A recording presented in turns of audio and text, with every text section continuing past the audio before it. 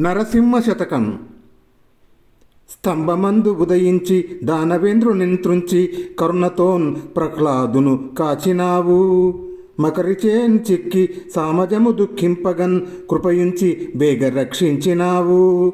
శరణంచున్ ఆ విభీషణుడు నీ చాటున వచ్చినప్పుడే లంకను ఇచ్చినావు. ఆ కుచేలుండు చేరడు అటుకులర్పించినన్ బహు సంపదలను ఇచ్చి పంపినావు. వారి వలె నన్ను పోషింప వశము కాదే ఇంత వలపక్షమేల శ్రీకాంత నీకు. భూషణ వికాస శ్రీ ధర్మపుర నివాస దుష్ట సంహార నరసింహ దురిత దూరా.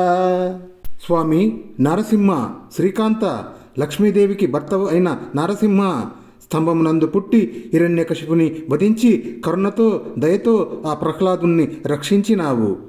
ముసలి చేత పట్టుబడిన ఏనుగు గజేంద్రుడు దుఃఖింపగా దానిపై దయచూపి వెంటనే రక్షించినావు. రక్షించుము అని విభీషణుడు నీ వైపుకు వచ్చినప్పుడే అతనికి లంకను ఇచ్చినావు. నీ బాల్య సఖుడు స్నేహితుడు కుచేలుడు పిడికెడు అటుకులు ఇచ్చినప్పుడే ఐశ్వర్యమును ఇచ్చి పంపినావు. శ్రీకాంత, వారి వలె నన్ను రక్షించుటకు నీకు సాధ్యం కాదా? అంతటి పక్షపాతం ఎందుకు స్వామి? భూషణ వికాస శ్రీ ధర్మపుర నివాస దుష్ట సంహార నరసింహ దురిత దూర.